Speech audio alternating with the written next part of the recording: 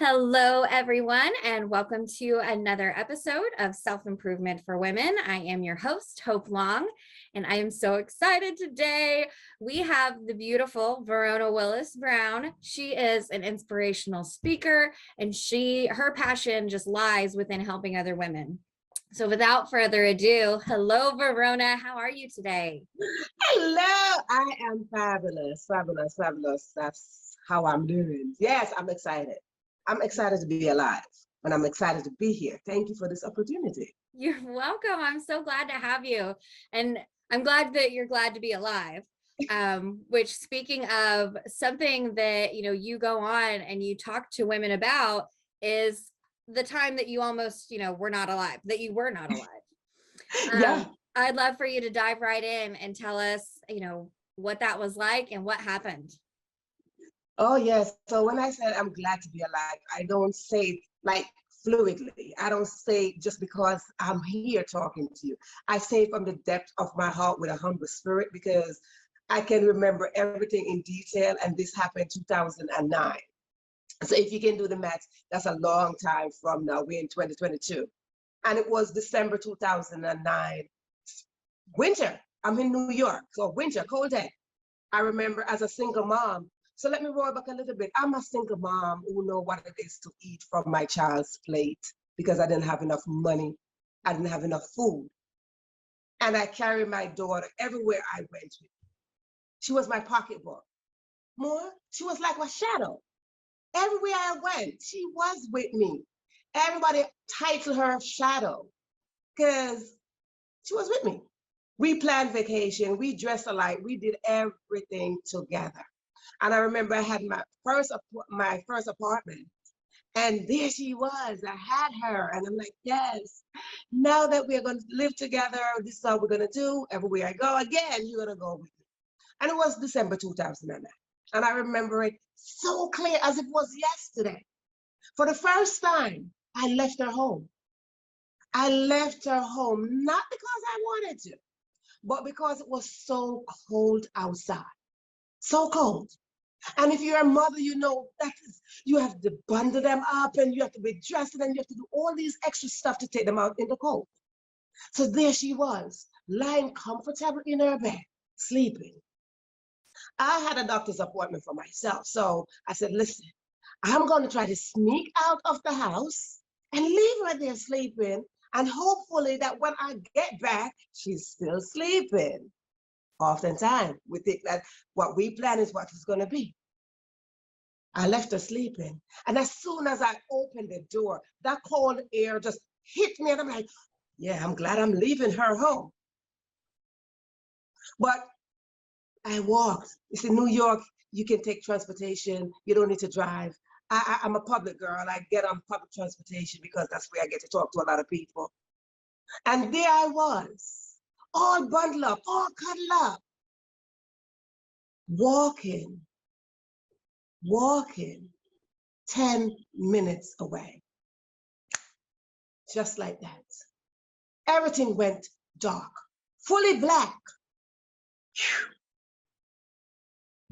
Just imagine for a second, close your eyes for a second and see that dark place, that dark, still place, because that's where I was, in that dark place.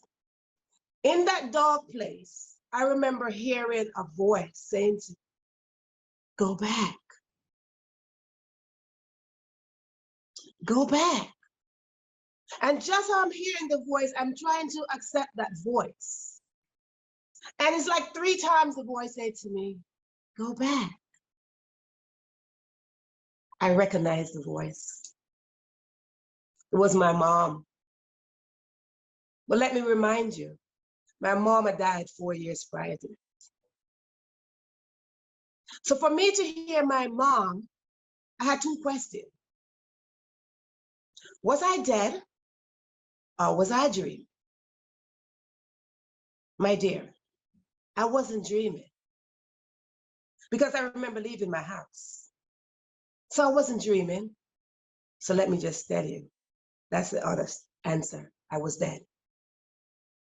I was dead. As I tried to open my eyes just a little bit,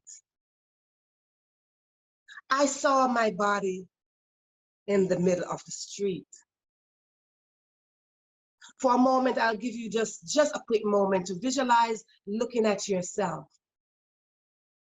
Just to visualize that, just to close your eyes for a second and visualize looking at yourself, because that's what happened to me. I saw myself.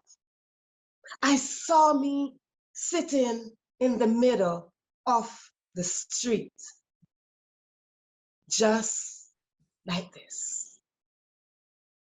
So you must be wondering, how could that be possible? Exactly. Sometimes the impossible are possible. And as I closed my eyes, I heard my mother said to me again, I am not there to raise your daughter. Now you have to go back. That was the moment. That was it. I am dead for real. She's not here for real. So therefore, some decision has to be made right now. And ladies, we have to make instant decision when situation is presented to us. That moment, as I looked down again and saw myself in the street, I remember looking up to God and I said, God, I'm dead. What if I'm not dead? Because now my mind is confused. If I'm not dead, I'm going to be dead when I get down to that depth of where I'm seeing my body. So I'm calling death to myself. And just how I'm descending out of the air, because let me tell you, I was so far in the air that if you know New York and look at the subway, that's how far I was. I was far. So as I closed my eyes and I said, I'm going to descend. Therefore, I am going to meet death coming down. As I descend in slow motion, coming down in slow motion, I got to a point where I made a stump. And I thought I hit the street, but I didn't. I hit the dashboard of a minivan. Now I am looking straight at the driver because my eyes pop open. So, okay, I'm not dead. My eyes pop open and I'm looking straight at the driver sitting there, and his eyes pop open and we were exchanging eye language and we were just talking to each other with our eyes saying, what are you doing there? And I'm saying, I don't know.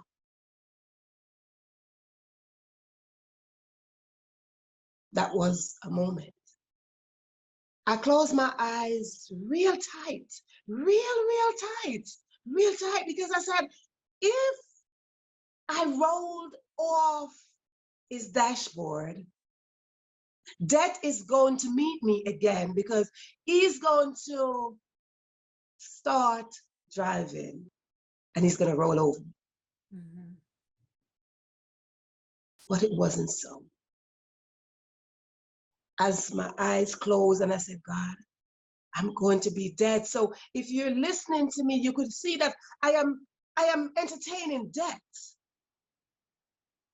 And just how I closed my eyes and I said, God, I'm going to be dead again if I roll off this dashboard. The next time I opened my eyes, I was sitting in the middle of the street, just the same way I saw myself prior to that. Now, you must be wondering what happened. The same man that I looked straight at him, he was the one that hit me. His minivan made the wrong turn and hit me. So let me calculate for you. When he hit me, my spirit left my body. Let me calculate for you that in the moment of things like this, you might not realize what happened when the light goes out. But it was later on. I knew, because all of that, I didn't know what happened to me. It was further in the day. I knew what. I went to the hospital until this very day. This was 2009. Until this very day, I can hear the voice, a whisper, saying to me, I'm going to give my angels charge over you. Until this day, I could still hear his voice.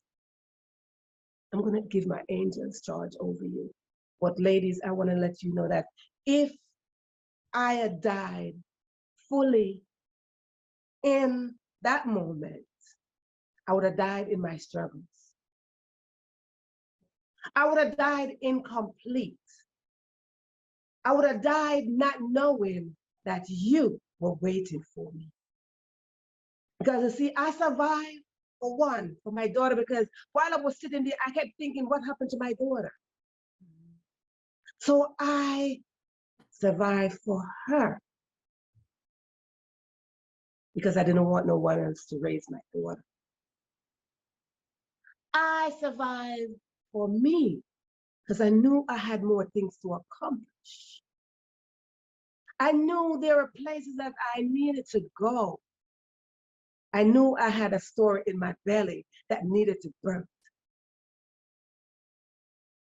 3, I survived for you. Knowing that you were waiting to hear my story. Yes, Knowing ma'am. that my story is not just for me, but it's for each and every one of you.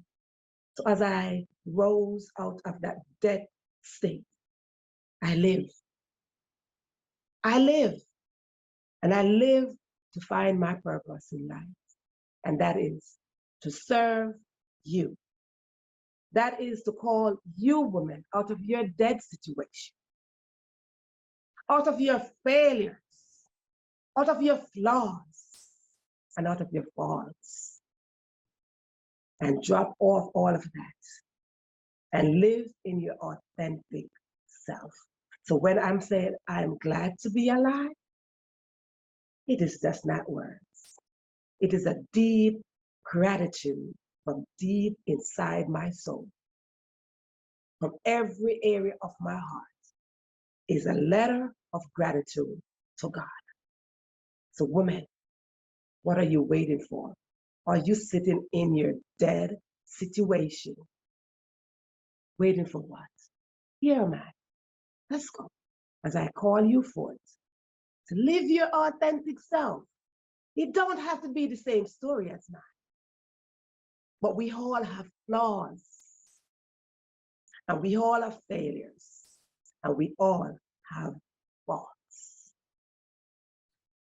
Verona, that is so powerful. And when you speak, I'm just absolutely captivated and I'm like hanging on to every word. We had talked previously about what it was like before your accident and the titles that you carried around with you, daughter, mother, worker, and how we do that as women. And so really, can you elaborate a little bit on what your titles were and how you carried those around before your accident? Excellent, excellent.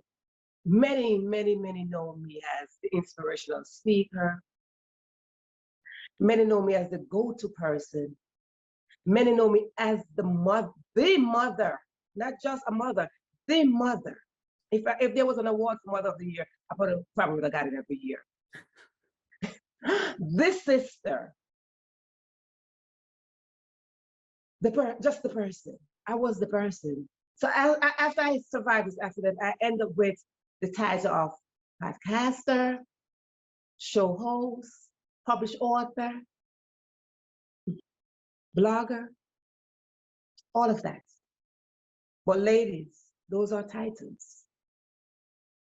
Because all of those things that I survived to accomplish, I survived them on broken faith. I survived them and achieved them scared. Because I was that single mother, and I mentioned this, I was that single mother. I was the daughter. First, I was the daughter that everybody said, yes, she's an honor student. Yes, she's going to get 2 degrees. Yes, she's going to be this person. And there I was. I became a single mother. There I was at the age of 22, already struggling as a single mother, living at home with my parents.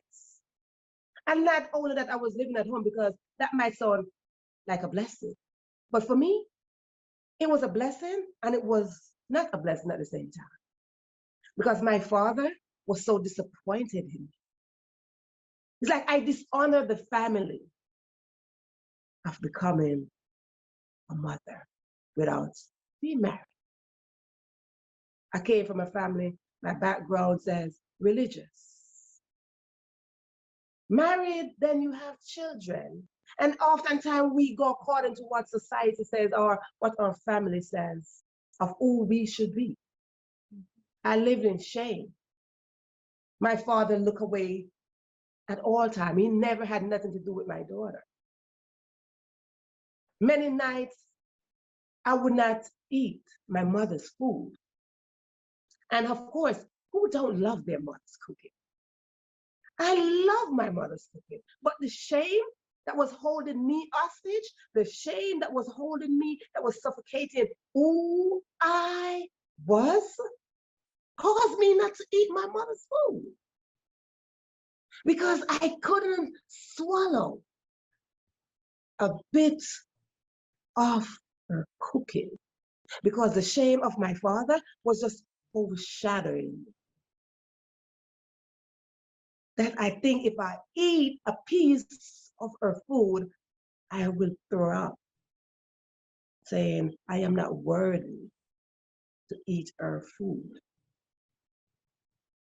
But every night, as I sat there in shame and embarrassment, I fed my daughter. I fed my daughter. And mothers, you know what it is to compromise and to do things for your children. You put yourself to the side and you do for your children. And that's what I did. I put myself to the side and I fed my child. But every night I lay over her and I pray over her and I rest my hand over her stomach and I rest my hand on her head and I rest my hand on her. And I made her a promise every single night that we are going to rise up. We are going to rise up out of this shame. We are going to rise up where I will not eat from your plate, because what was happening, I was eating the crumbs from her plate every time my parents go to sleep. If there were rice, I would eat the last rice grain. But I would promise her that one day we are going to rise up and we are going to have our own place. And she's going to have her own plate and I'm going to have my own plate. And I don't have to eat the rice grain and the little piece of meat, her leftovers. Yeah. So oftentimes we look at how somebody perceives us and how somebody take the perception of us, and we define ourselves by their perception. Mm-hmm. By their perception. And that's what I did when my father dishonored me, when my father looked at me and caused me to live in shame, let me walk around with these titles as a single mother, just holding my head down and smiling when I want to cry. Smiling, going to work. I was on my job for many years and I went to my job because I was that worker. And I smiled every day and I was dedicated and I did everything. But knowing that I was coming back home into shame, that was a double life. Mm-hmm. And we oftentimes live double life. And what happened is we don't want to strip that double life and say, this is who I am. See my tears. We don't want to show our tears. We want to put on the makeup and we want to put on all these things and we want to hide our uncried tears. We want to hide the mark of the tears staining our cheeks with the makeup. And we put on all sorts of accessories. And we dress fancy. And we go outside in society and say, this is who I am. But how many times do you know that's not who you are? And that's what I did. I played the game of the titles. But that's not who I am. I am Verona Willis, the girl who rose up out of shame. The girl who found her authentic self like a butterfly who cannot return to the cocoon state. Yes. And it's so important to hear that. Like for me, myself, I am the same. I am now, TV host. I'm a blogger. I'm, a personal development coach. I'm this, I'm that, but I'm Hope Long. And, I don't want to be remembered for titles at the end of my life. I want to be remembered by my soul. And that is something that you really help women come into, is identifying and accepting their souls, their selves, and letting that part of you shine, your real, true self. Yeah. And I just love it so much.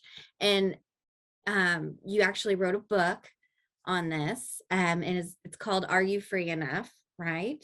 Yeah. You tell us a little bit about your book? When I survived that accident, in the early part of surviving the accident, I had a memory loss. Mm-hmm. I had a memory loss where I couldn't remember not even my daughter's name. And I couldn't remember my own name. So I struggled with memory loss for the first probably 6 months of that accident. Nobody knew I was struggling with that memory loss because, again, I was the go-to person. I was the one that's going to pray for you. I was the one that's going to inspire you. I was the one that's going to tell you something about your lifestyle, how to improve your lifestyle. So no one knew I was struggling with memory loss. And I remember a day when my daughter had to go to school, and I saw this cute little thing in my house, and I'm like, oh, here comes this cute little girl. Like, who is that?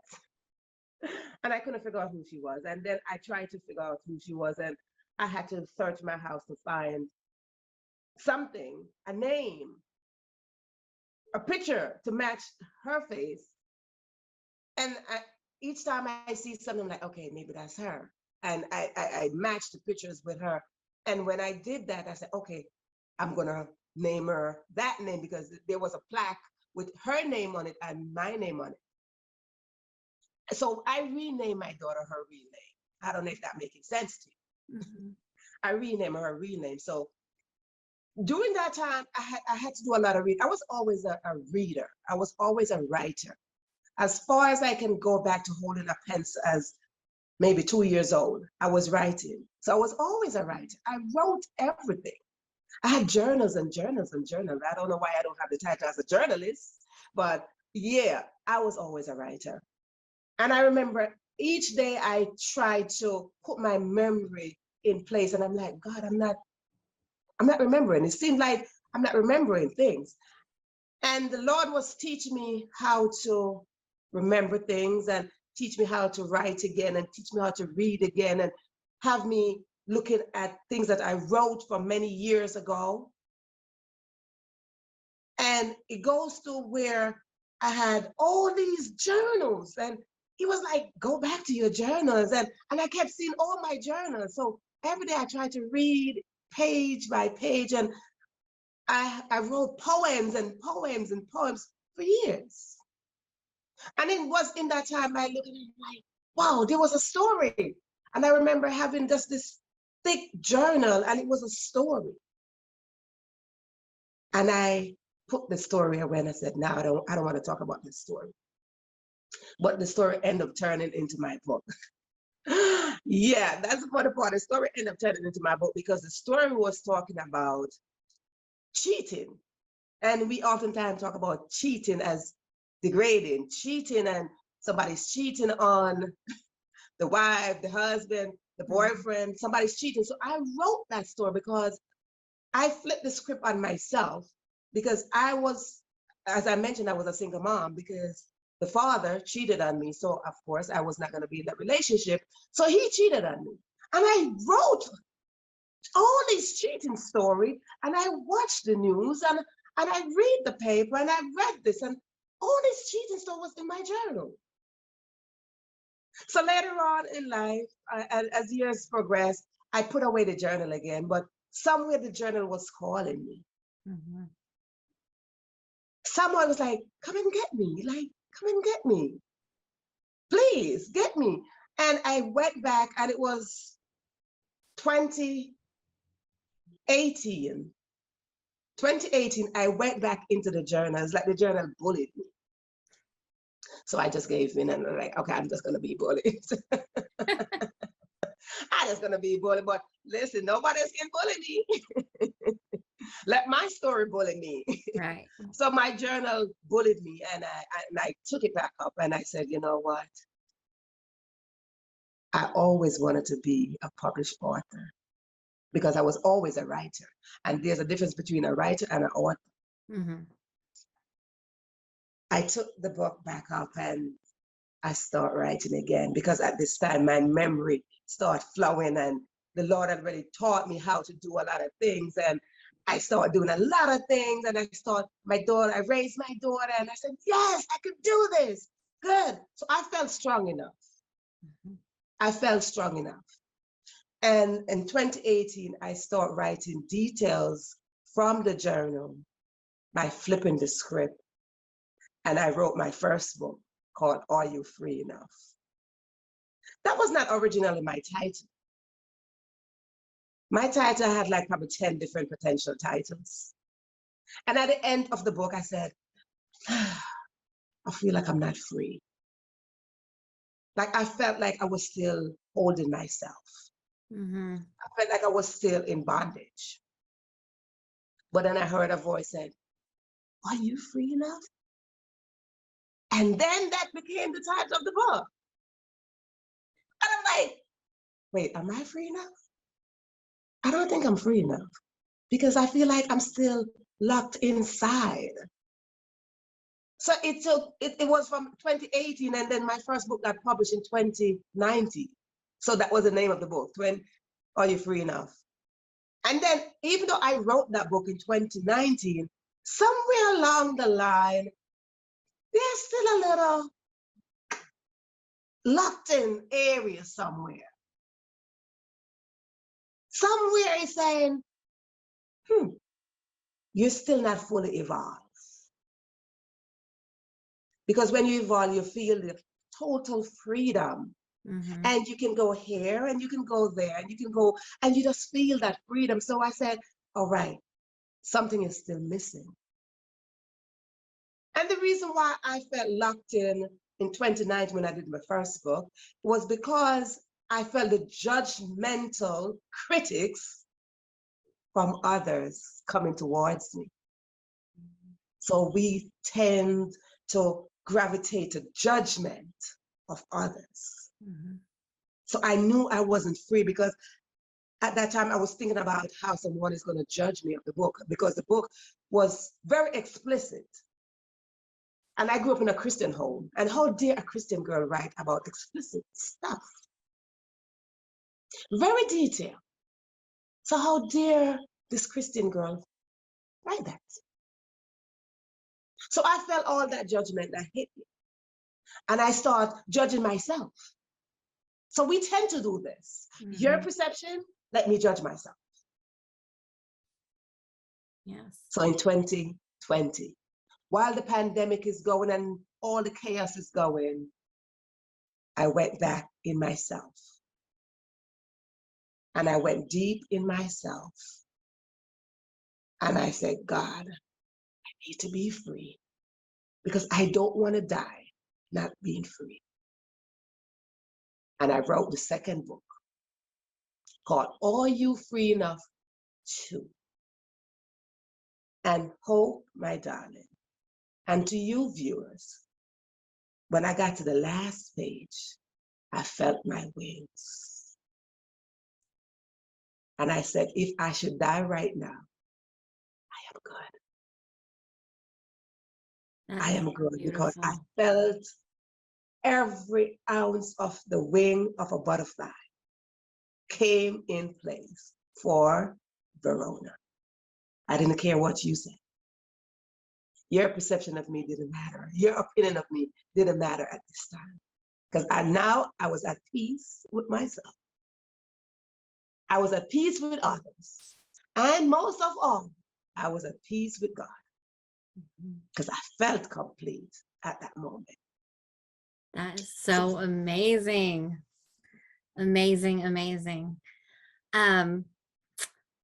Thank you so much just for being here and sharing, everything that is Verona and, your titles and your book, but your experience and that just the change within yourself.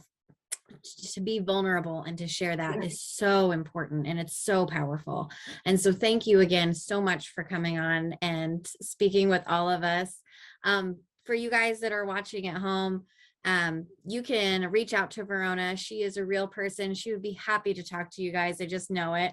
Definitely you need to check out her book. You need to add her on Facebook. I've got all those links here at the bottom. And Verona, I have one more question before we end. Yes. If you were to pass tomorrow, what is one thing that you want to leave with the world? If today would be my last day, I want the world to know titles is not it. Riches is not it. You must be wealthy. And wealth means you're full from within. You're full from within, that you are at peace with yourself. You're at peace with man. And you're at peace, most of all, with God. So if my eyes close after I get off this show, I want you to know that Verona Willis is at peace. World, I called you. Woman, I call you to be at peace with yourself. We can only create peace when we seek our own peace. The world is in chaos. Why? It's not because we want the world to be in chaos. Please, my last word would be to you right now is to forgive. Is to forgive and to be grateful. Forgive yourself. Forgive others. Be grateful to God that you are hearing my voice. It wasn't the time that we planned to be going somewhere, or the clock, or the children, or the house, or the husband that woke us up. Our breathing is from God. So I want you to take just that moment, just this moment from my lips, know that it's coming from deep within my heart, saying, please don't take nothing or no one for granted. Life is not promised. You only have this moment. Thank you so much. With that, oh my gosh, what a note to end on. With that, we will close this episode. Thank you again, Verona, and thank you guys for watching. I hope you guys have a wonderful rest of your week. And until next time, have a good one. Thank you. Thank Thanks, you, Hope, Verona. darling. Thank you.